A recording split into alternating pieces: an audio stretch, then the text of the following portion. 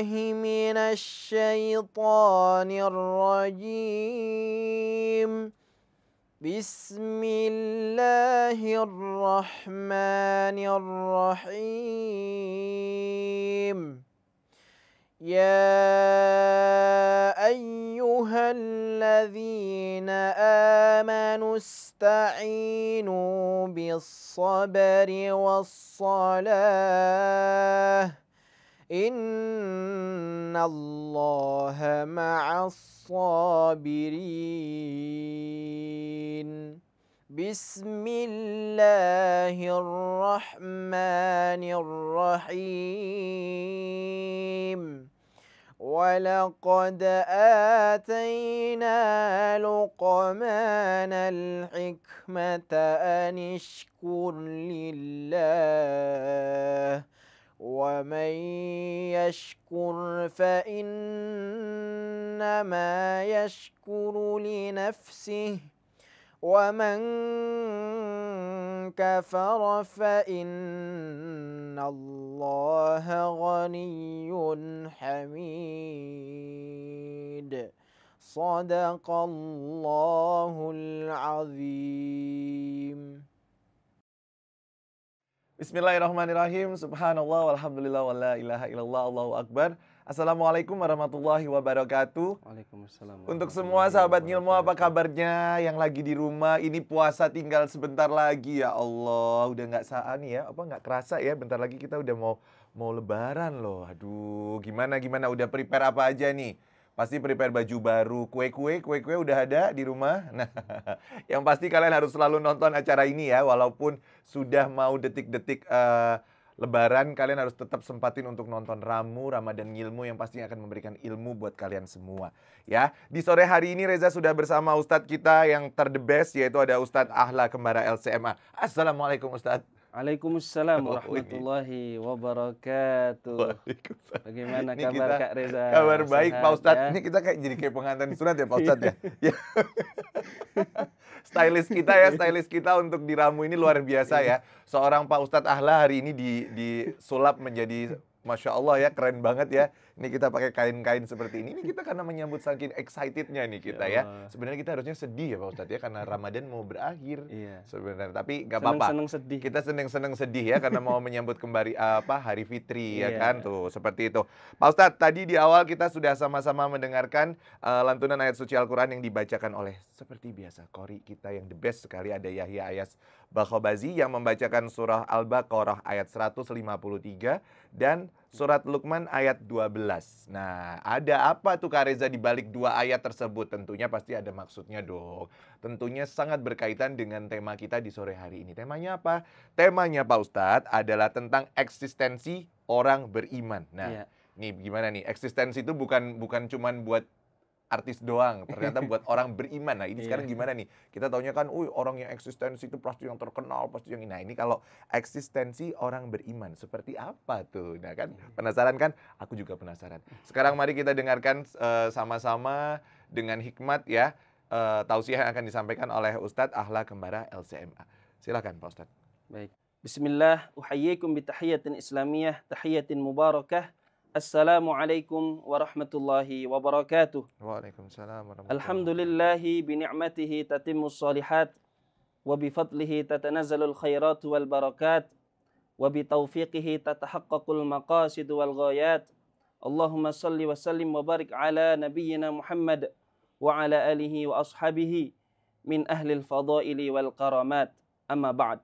Sahabat ngilmu yang dirahmati oleh Allah Subhanahu wa taala, alhamdulillah, segala puji bagi Allah yang telah memberikan kenikmatan kepada kita semua, sehingga pada hari ini kita masih diberikan kesempatan untuk menunaikan ibadah puasa Ramadan, serta masih diberikan kesempatan berumur panjang, insya Allah. Kak Reza, tema kita pada sore hari ini adalah eksistensi orang beriman. Betul, Ustaz.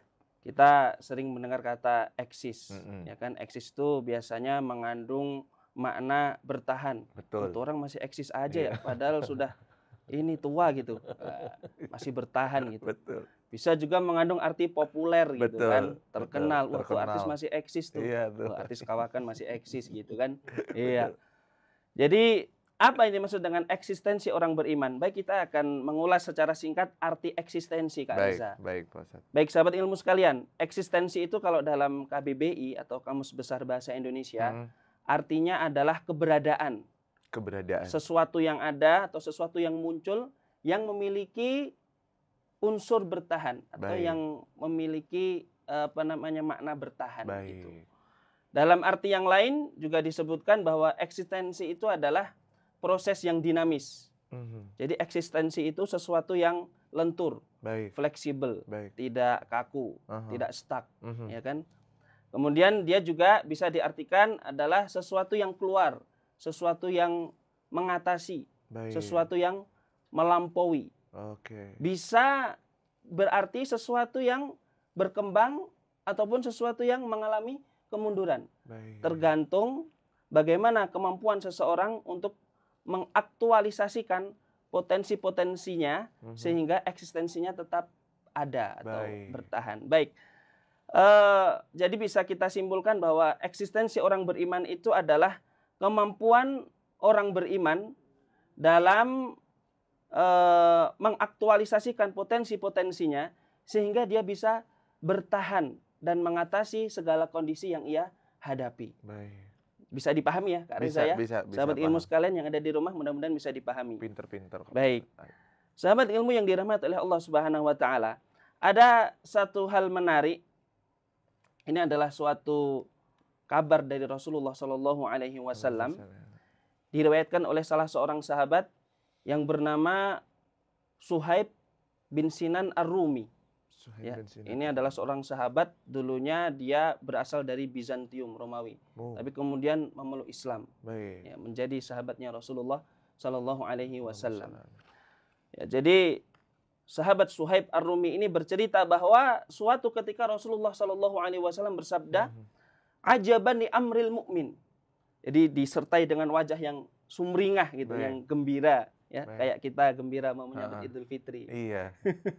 Ajaban li amril mu'min. Sungguh menakjubkan urusan orang beriman itu. Ya, kata Nabi Shallallahu alaihi wasallam, "Inna amrahu kullahu khairun." Sesungguhnya semua urusannya mengandung kebaikan. Baik. Pasti baik. Walaisa dzaka li ahadin illa lil mu'min. Dan tidak diberikan sesuatu tersebut kecuali hanya kepada orang yang beriman. Apa itu? In asobat husarra syakara. Ya. Jika dia ditimpa kesenangan, jika dia mendapatkan kesenangan, kegembiraan, syakara. Dia bersyukur. Fakana khairan lahu. Maka itu kebaikan baginya. Baik. Wa in asobat hudarra. Dan jika dia ditimpa kesempitan, kesusahan, gitu kan, ditimpa musibah, sabara, dia bersabar. Fakana khairan lahu. Baik. Maka itu juga baik baginya. Mungkin Kak Reza pernah dengar nih hadis ini. Betul. Pernah ya Kak Reza ya? Pernah, Mungkin sahabat ilmu sekalian juga pernah. Tapi kok diulang-ulang lagi, enggak apa-apa ya. Sesuatu yang diulang-ulang biasanya juga gampang dilupakan. Betul. Makanya perlu kita ulang lagi. Apalagi soal syukur dan sabar. Betul. Gitu kan. Baik. Sahabat ilmu yang dirahmati oleh Allah Subhanahu wa taala. Jadi dalam hadis ini Rasulullah takjub dengan urusan orang beriman. Semuanya pasti mengandung kebaikan. Baik. Kenapa? Kalau dia diberikan kegembiraan, dia bersyukur. Ya kan? Bersyukur. Kalau dia diberikan musibah, dia tetap bersabar. Nah, itulah letak eksistensi orang beriman. Dalam keadaan apapun, dalam keadaan senang, susah, dia tetap bisa mengatasi keadaan tersebut, mengatasi kondisi tersebut dengan apa? Potensi-potensi kebaikan yang ada di dalam dirinya. Dengan bersikap syukur dan bersikap sabar. Pertanyaannya sekarang ya, sejauh mana kemampuan kita dalam mengaktualisasikan, dalam mempraktekkan sikap syukur tersebut. Begitu juga sikap sabar, gitu kan? Nah, ketika seorang mukmin diberikan nikmat, diberikan sesuatu yang menjadikan hatinya senang, gembira, ya. Dia diberikan oleh Allah Subhanahu wa taala kelebihan, gitu kan? Kan gembira. Betul. Maka seorang mukmin selayaknya dia harus bersyukur. Harus bersyukur. Ya, bagaimana cara kita bersyukur?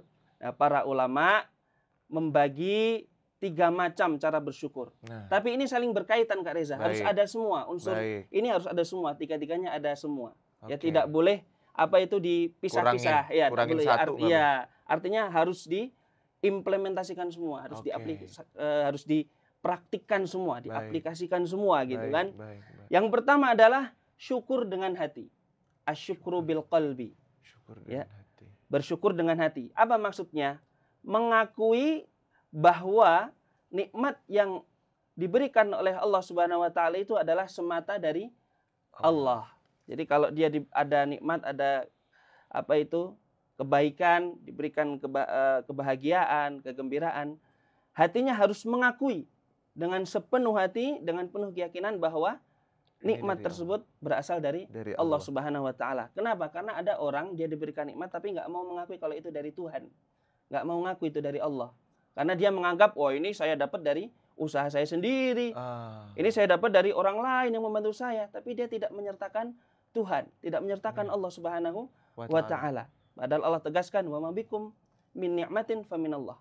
Dan apa-apa yang ada di sekitarmu yang berupa nikmat itu pada hakikatnya, pada dasarnya dari Allah Subhanahu wa ta'ala. Nah, orang-orang yang mengingkari bahwa nikmat yang ada pada dirinya, nikmat yang ada di sekitarnya itu bukan dari Allah, maka ini adalah tanda-tanda kekufuran. Kufur nikmat. Apa sih kufur itu? Kan mengingkari. Betul. Ya kan? Betul. Jadi mengingkari. Betul. Mengingkari nikmat tersebut dari Allah. Naudzubillah min Naudzubillah dzalik min ya. dzalik. Jangan sampai. Ya, jangan Allah. sampai kita seperti itu. Betul, betul. Kemudian yang kedua, bersyukur dengan lisan, asyukru bil lisan. Ya. Wadhkuru ni'matallahi 'alaikum. Dan ingatlah nikmat Allah yang telah diberikan kepada kamu sekalian, dan sebutlah nikmat Allah yang telah diberikan kepada kamu sekalian. Ya. Dalam surat Ad-Duha disebutkan, wa amma bi ni'mati rabbika fahaddits. Dan adapun nikmat dari Tuhanmu, maka sebutkanlah, maka ceritakanlah. Di antara bersyukur dengan lisan itu bisa dipraktekkan dengan cara mengucapkan kalimat tahmid. Alhamdulillahi rabbil alamin. Segala puji bagi Allah, Rabb semesta alam. Kemudian juga bisa dipraktikkan dengan mengucapkan kalimat-kalimat yang baik. Gitu kan. Kemudian yang ketiga, asyukru bil jawarih. Bersyukur dengan al-jawarih. Al-jawarih itu anggota badan. Gimana caranya? Ya, menggunakan nikmat yang Allah berikan dalam kebaikan, dalam hal-hal yang diridai oleh Allah Subhanahu wa taala sesuai dengan kehendak Allah Subhanahu wa taala. Seperti itu. Allah memberikan kita nikmat, ya, sekaligus memberikan perintah agar kita menggunakan nikmat tersebut dalam kebaikan. Ya, seperti itu.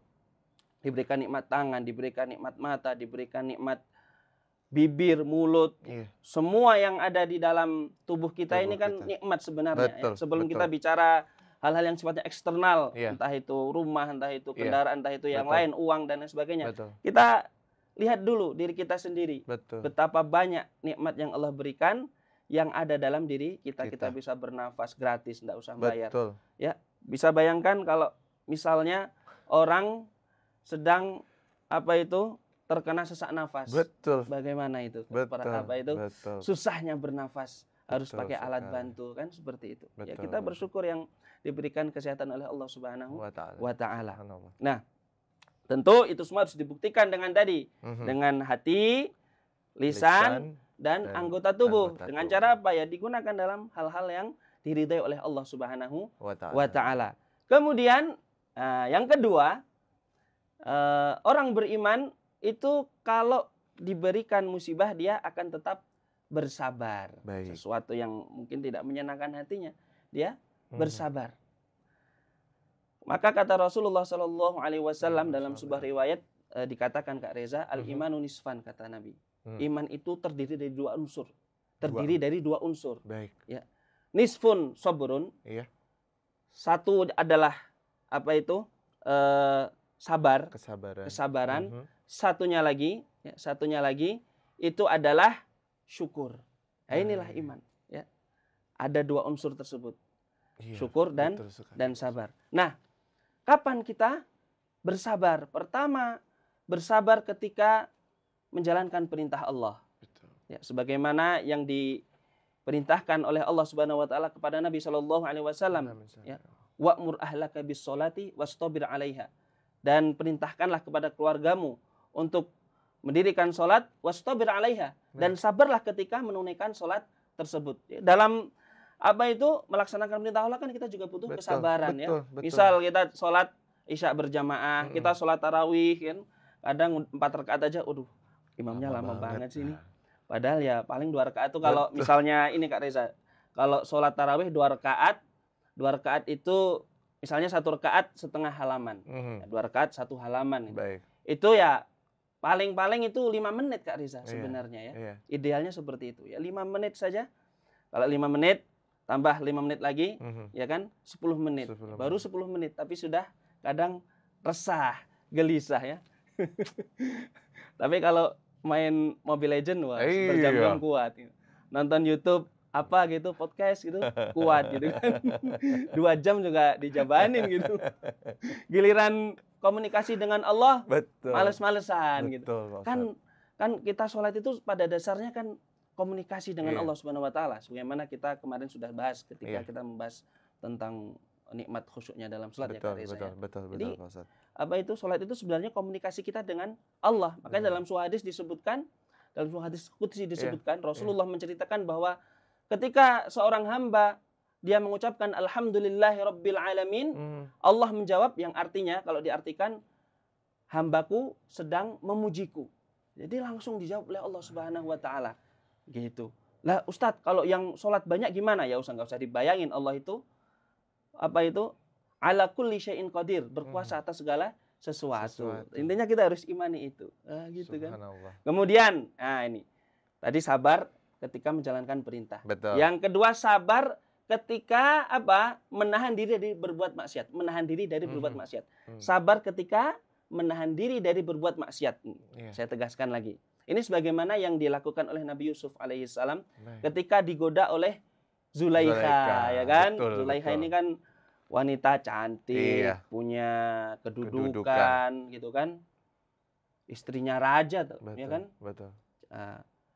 Kebetulan waktu itu Nabi Yusuf alaihissalam adalah seorang yang tampan, ya. Qadarullah, beliau adalah nabi yang dikenal dengan wajah yang sangat tampan, ya. Sampai-sampai diceritakan ada apa itu wanita-wanita, mereka sedang mengupas buah karena terkesima dengan ketampanan Nabi Yusuf alaihissalam, mereka tidak sadar sedang mengupas kulitnya, ya, mengupas kulit tangannya gitu kan. Ya. Nah, tapi apa yang dilakukan oleh Nabi Yusuf alaihissalam ketika Zulaikha menggoda, menawarkan diri loh, menawarkan diri, iya kan, digoda gitu kan. Tapi Nabi Yusuf alaihissalam tetap takut kepada Allah Subhanahu wa taala sehingga dia lari, ya. Sudah lari, sudah digoda, masih difitnah lagi. Tapi Nabi Yusuf alaihissalam bersabar, ya, tetap bersabar. Nah, kira-kira kalau sekarang gimana Kak Reza?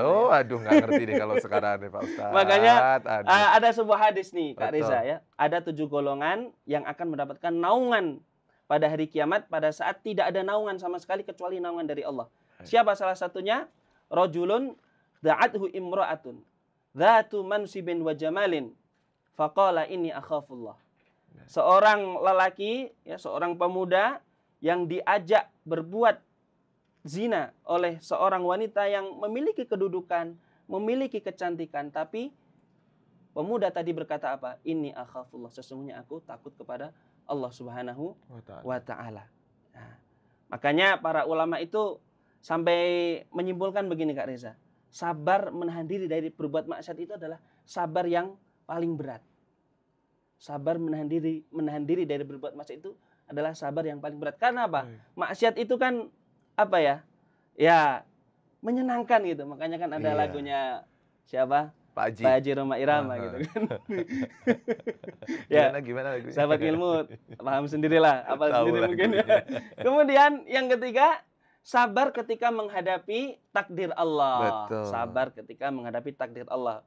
Takdir yang buruk terutama, karena orang terkadang terjebaknya di sini. Ya kan, takdir yang baik bisa dihadapi. Betul. Ya kan, menyenangkan. Betul. Giliran dapat takdir yang buruk, kadang mengeluh. Betul. Ya kan, seperti itu. Maka sabar dalam menghadapi takdir yang buruk, sabar dalam menghadapi musibah.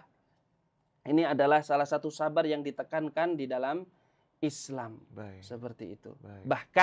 Bahkan orang yang sakit pun tetap dia Harus bersabar. diharuskan bersabar. Betul. Padahal kalau orang sakit mau bersabar tuh ada rewardnya, Kak Reza.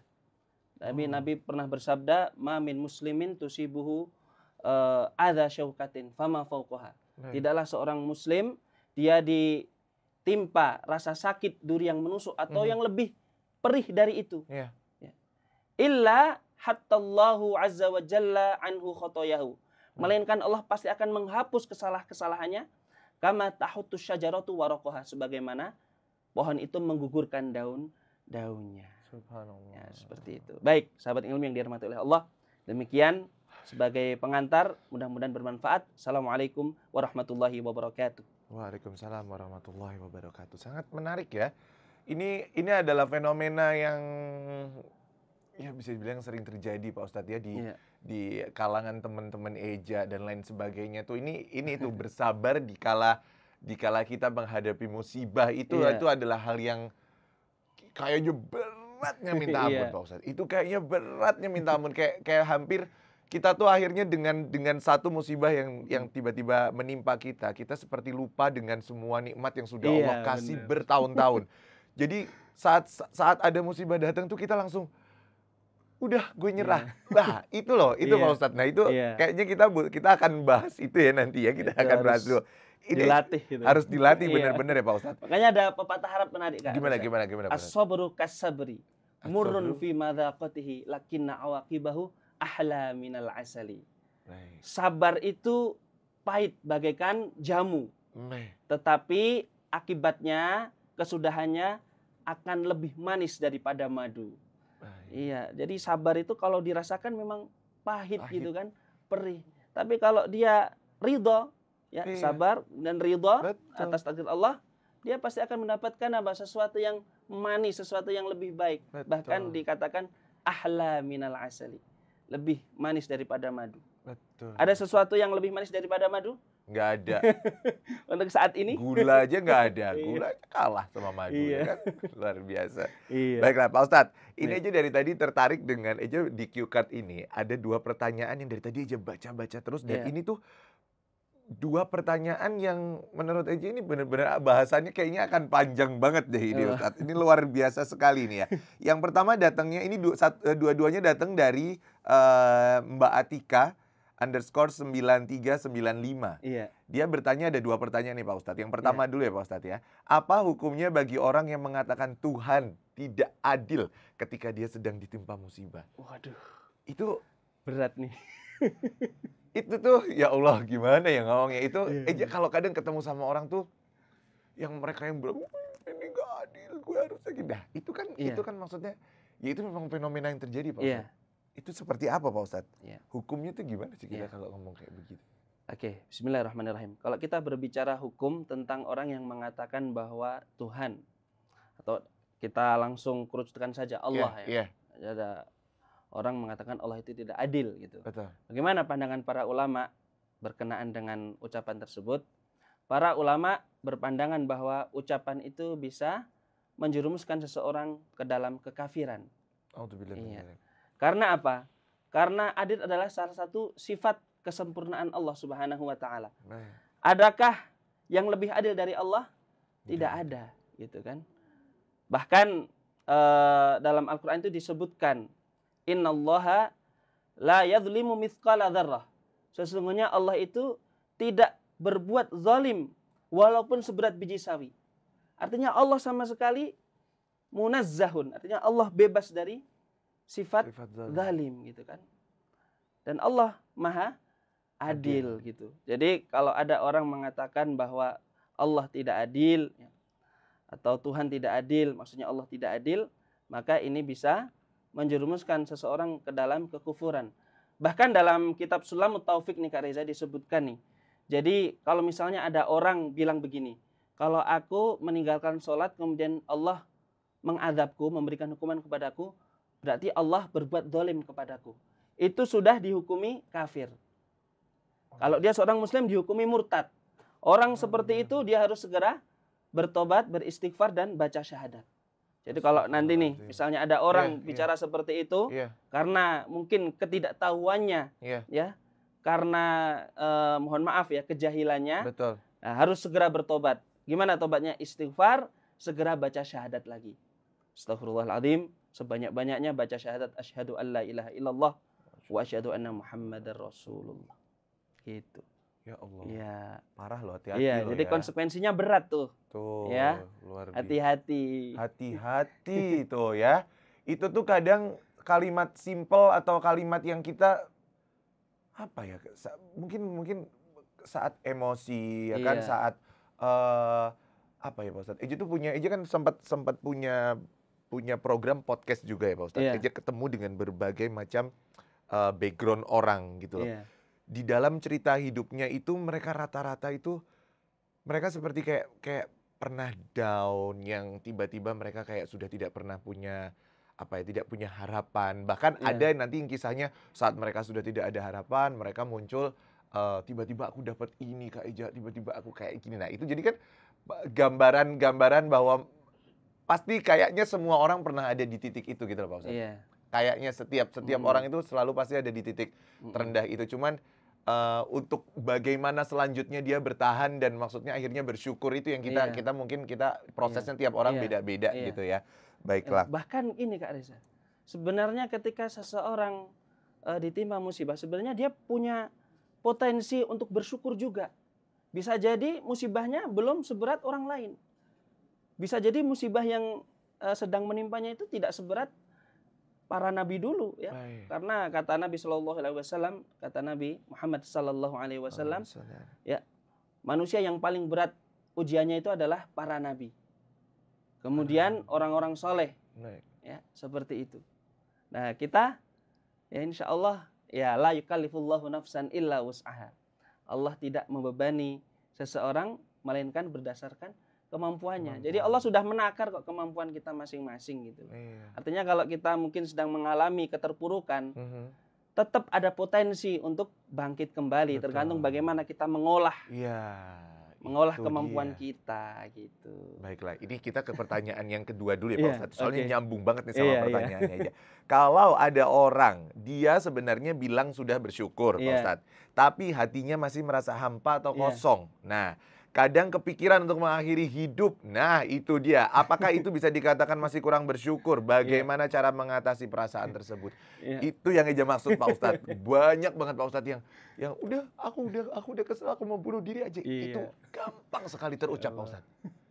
Itu sampai aja gini, astagfirullahaladzim, gampang banget sih ngomong begitu dong. Maksudnya mengakhiri hidup itu kok kayaknya kayak hal sepele gitu loh. Padahal mungkin secara materi orang-orang itu mereka tercukupi ya. Mereka tercukupi, cuma beban apa Pak Ustadz namanya, tekanan hidup, kemudian tekanan sosial. Sekarang itu kan kita hidup di dalam tekanan sosial yang orang mengharuskan kita seperti ini, kamu harus begini, kamu harus begini, kamu nggak boleh begini. Nah, mungkin di dalam dunia entertain atau kebanyakan di teman-teman entertain itu hal itu adalah pressure yang sangat berat buat mereka gitu loh Pak Ustadz. Akhirnya saat mereka tidak mampu melampaui, mereka yang terbesit atau pilihan utamanya yaitu mungkin salah satunya narkoba.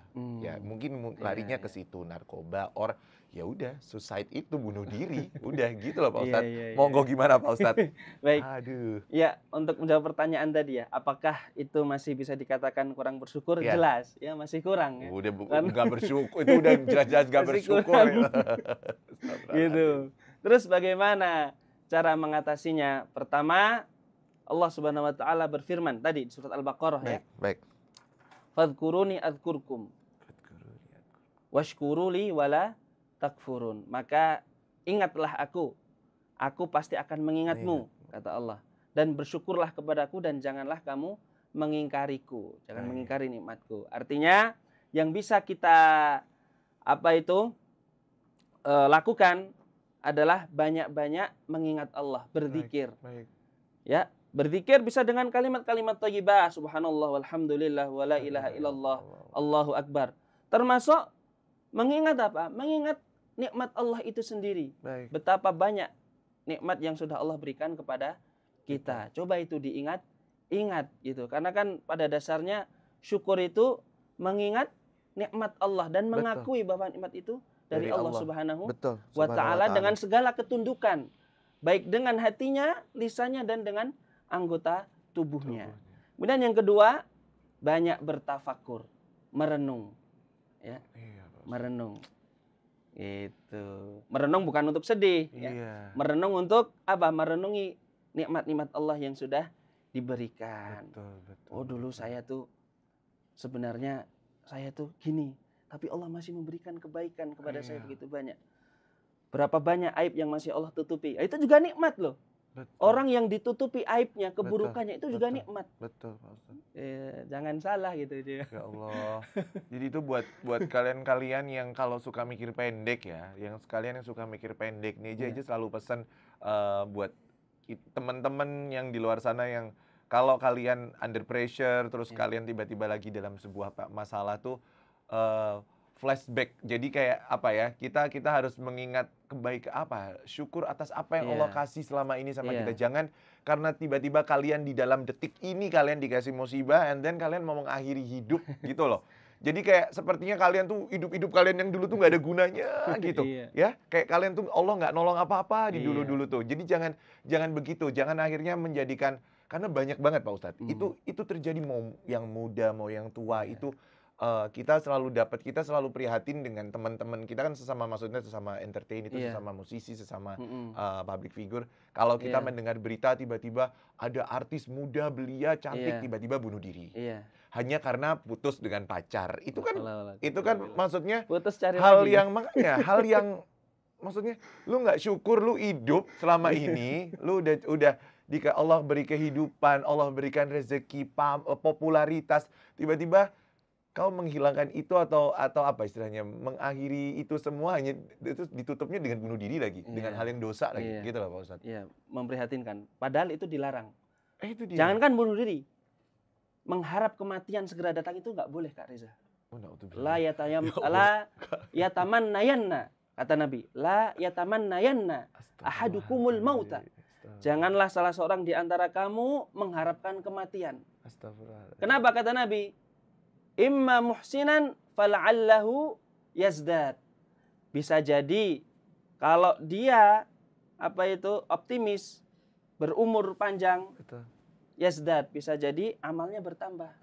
Ya gitu kan? Kalau dia berbuat baik, imma muhsinan, kalau dia berbuat baik dengan panjangnya umur, yazdad, tambah pahalanya, tambah kebaikannya.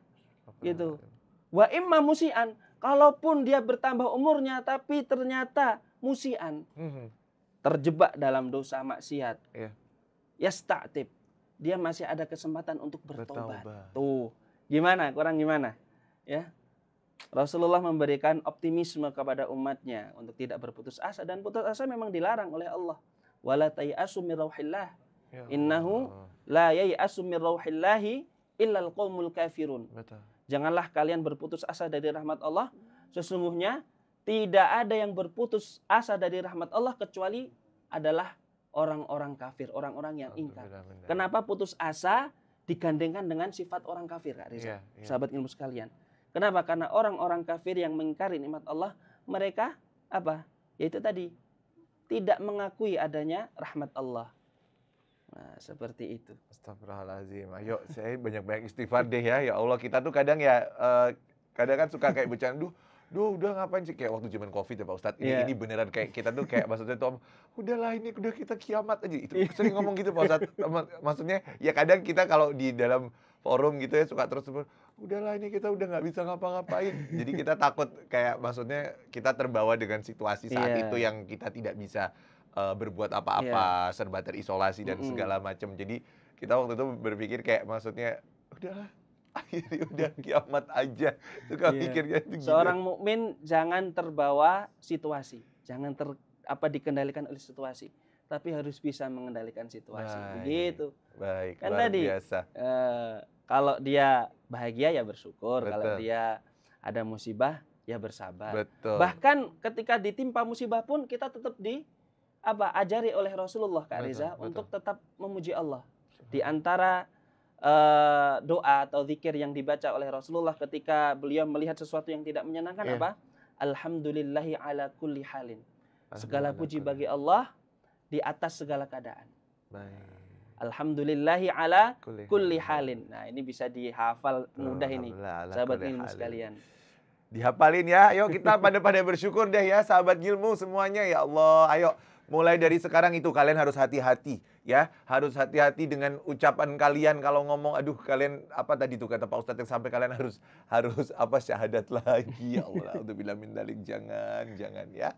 Jangan sampai kalian akhirnya kita tidak sadar karena emosi, karena tekanan situasi dan lain Iya. sebagainya akhirnya kita kufur nikmat. Iya. Ya, kita kufur nikmat atas apa yang Allah berikan selama ini. Jangan sampai mudah-mudahan kita selalu menjadi hamba-hamba Allah yang selalu pandai bersyukur, ya, pandai bersyukur dan sabar dalam menerima segala Benar. apapun yang diberikan Allah. Mau kebahagiaan ataupun yang terkhusus adalah saat kita tertimpa musibah. Semoga Allah memberikan kita hati yang lapang, memberikan hati yang ikhlas untuk bisa menerima semuanya dan pasti Allah akan ganti, Allah akan kasih dengan sesuatu yang lebih baik. Percaya itu, ya. Satu lagi nih, Kak Reza. Satu lagi, ayo. Kalau mungkin merasa ada tekanan dari atasan atau Iya. mungkin orang yang membawahi dia, Oh, saya banget tuh Pak Ustadz. Gimana Ya. Pak Ustadz? Iya. Ayo, tenang gimana? saja, masih ada Allah yang Maha Kuasa. Subhanallah. Gitu ya. Subhanallah. Quotes-nya ya. Tuh, masih ada Allah Itu yang loh. Maha Kuasa. Iya. Kalau kalian punya bos yang killer, Iya. bos yang diktator ya kan, mau kapitalis ya kan, apapun itu deh, pokoknya kamu harus begini, kamu nggak boleh begini. Nah, masih ada Allah, nggak usah takut. Rezeki Allah yang kasih ya, rezeki Allah yang bagikan, Allah yang beri buat kita semua. Ya, baiklah Pak Ustadz, terima kasih banyak tadi untuk Mbak Atika, terima kasih untuk pertanyaannya, luar biasa sekali, membuat bahasan kita semakin lengkap, semakin semakin real. Jadi ceritanya tuh kita nyambung banget dengan kehidupan kita di hari-hari kita selama ini ya. Terima kasih buat Mbak Atika _9395.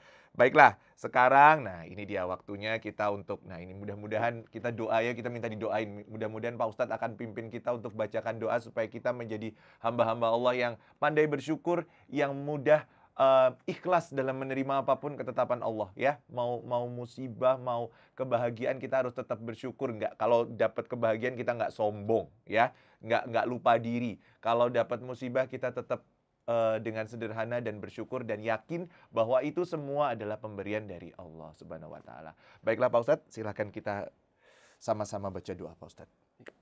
Bismillahirrahmanirrahim. Sahabat ilmu yang dirahmati oleh Allah Subhanahu wa taala, mari kita tutup perjumpaan kita pada sore hari ini dengan menundukkan diri di hadapan Allah Subhanahu wa taala, merendahkan hati sekaligus merendahkan diri di hadapan Allah Subhanahu wa taala. Kita angkat kedua tangan kita mohon petunjuk kepada Allah, kekuatan kepada Allah Subhanahu wa taala. Semoga kita menjadi hamba-hamba yang diberkahi oleh Allah taala. Bismillahirrahmanirrahim. Alhamdulillahirabbil alamin, hamdan syakirin, hamdan na'imin, hamdan yuwafi ni'amahu wa yukafi'u mazidah. Ya Rabbana lakal hamdu wa lakal syukru kama yanbaghi li jalali wajhikal karimi wa li'azimi sultanik. Allahumma salli ala Muhammad wa ala ali Muhammad. صلاة تنجينا بها من جميع الأهوال والآفات وتقضي لنا بها جميع الحاجات وتطهرنا بها من جميع السيئات وترفعنا بها عندك على الدرجات وتبلغنا بها أقصى الغايات من جميع الخيرات في الحياة وبعد الممات. اللهم إنا نسألك سلامة في الدين والدنيا والآخرة وعافية في الجسد وصحة في البدن وزيادة في العلم وبركة في الرزق وتوبة قبل الموت ورحمة عند الموت ومغفرة بعد الموت. اللهم هون علينا في سكرة الموت والنجاة من النار والعفو عند الحساب. اللهم إنك عفو تحب العفو فاعف عنا. اللهم إنك عفو تحب العفو فاعف عنا. اللهم إنك عفو تحب العفو فاعف عنا. ربنا آتنا في الدنيا حسنة وفي الآخرة حسنة وقنا عذاب النار والحمد لله رب العالمين. Alhamdulillahirabbil alamin.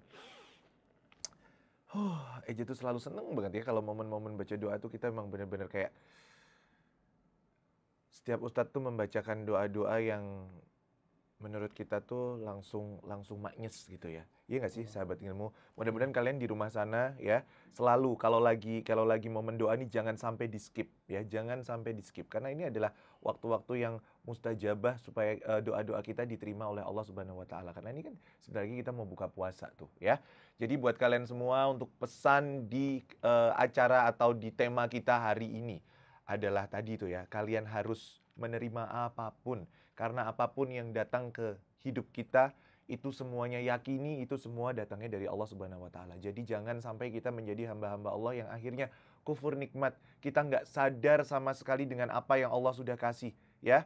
Jadi jangan lihat dulu, kalian nggak perlu lihat harta kalian, nggak perlu lihat rumah, nggak perlu lihat mobil, nggak perlu lihat duit dulu. Lihat diri kalian nih. Semua kalian dikasih mata yang indah, wajah yang cantik, wajah yang tampan, ya kan? Badan yang sehat. Ya, itu semua adalah anugerah rezeki dari Allah. Dan insya Allah mudah-mudahan Allah memberikan itu semua dengan maksud yang baik dan itu dipergunakan dengan tujuan yang baik juga. Seperti itu ya. Buat sahabat ngilmu dimanapun berada, sore hari ini sangat luar biasa sekali temanya. Dan mudah-mudahan kalian semua di rumah sana bisa mengaplikasikan atau mendengar tuh yang suka ngoceh-ngoceh, suka bilang, aduh udah gue mau mengakhiri hidup gue. Jangan, nggak boleh. Nggak boleh, udah aku mau bunuh diri aja, nggak boleh. Ya, dengerin tuh adik-adikku di sana, siapapun itu yang lagi dengerin Ramu sore hari ini, kalian harus bisa memahami tema kita di sore hari ini. Seperti itu Pak Ustadz ya. Tuh, Pak Ustadz, aduh, pokoknya besok kita ketemu lagi. Ya, besok kita ketemu lagi. Sekarang kita buka puasa dulu, nanti sholat tarawih dulu. Ini Lebaran tinggal sebentar lagi loh ya. Jadi manfaatkan sebaik-baiknya. Jangan lupa sholat Qiyamul Lailnya, oke? Terima kasih yang sudah nonton. Kita jumpa lagi besok. Saya Reza Zakaria dan Ustadz Ahla Kembara LCMA. Pamit undur diri. Wassalamualaikum warahmatullahi wabarakatuh.